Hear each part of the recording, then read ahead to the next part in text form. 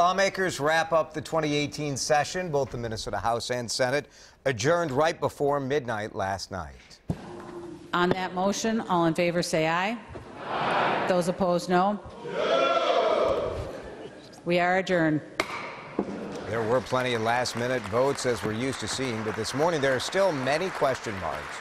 Republicans control both chambers of the legislature this session. Of course, they said they're proud of how things went. But Governor Mark Dayton, a Democrat, sure did not hold back in his criticism of the session. He's threatened to veto the major tax and spending packages. We feel great, and when we look at not only what we accomplished this session, but what we accomplished in the last session, we put an unprecedented amount of money into road and bridge infrastructure. We passed an unprecedented amount of tax relief. We tackled big, difficult issues like opioids and elder abuse. We're going to have a lot of great things to talk about on the campaign trail, and I'm confident that Minnesotans will place their confidence in us again this November. So we feel good about the election. This is different from anything I've experienced before. We're solely focused on what benefits them for their re-election. Has nothing to do with trying to work cooperatively with me. Has nothing to do with the best interests of Minnesota. It's all about themselves, their own re-election, and it is disgusting. WCCO Chief Political Reporter Pat Kessler joins us now. And Pat, you worked very hard over the weekend. Very different stance between the governor and Speaker Dowd on this session. How do you rate your work this weekend, Pat?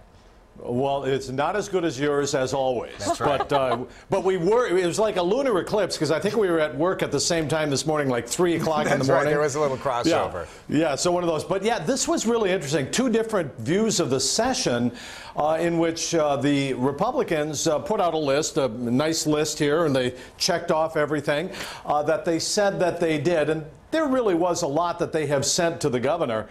The governor has a completely different view of all of this, and we don't know if he's going to sign these bills or veto them. We talked with Melissa Hortman. She's the Democratic minority leader in the House last night, and she said the work is not done. I mean, the legislature can go ahead and pass these bills, but what makes a successful session is if the governor actually signs them into law, and that's what's in question this morning.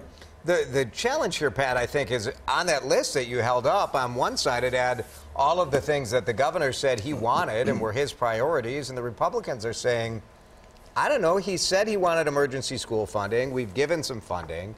I guess when this goes to the campaign trail, who do you think ends up on the right side of this?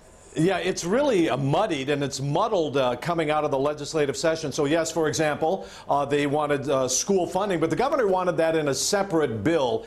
They put it in this huge spending bill so that the governor cannot veto the bill. Opioid crisis response, that's a whole nother one. They put that in a big spending bill, but the governor wanted something completely different, separate, so that he wouldn't have to lump all of these into one bill. There's so many things that are in that one bill, and the governor has said he is going to veto it despite all of the good things that he might like in it. He says that it's a terrible way to legislate. Yeah. And Pat, Dayton called Republicans and their actions disgusting, appalling, and even vile. Yikes. Have we heard him use language like this before at the Capitol? Yeah, this got stronger and stronger as the session went on. Here is the disconnect that I feel and that I see here at the Capitol. They stand up in press conferences, the governor and the Republican leaders, and they say, hey, we get along. We had very nice sessions. And then they just hammer at each other. They go at it.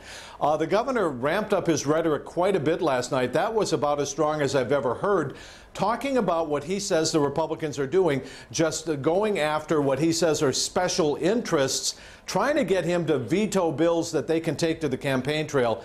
In the governor's view, the Republicans were just pushing straight ahead for the election, and that's why he was using some of those words.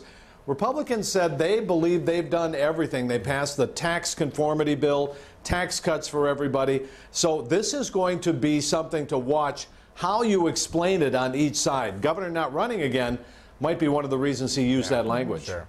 As voters, you're left once again feeling like, exactly, what are all of these people doing? No kidding. All right. Thanks, Pat. We'll see you at 5 and 6 today.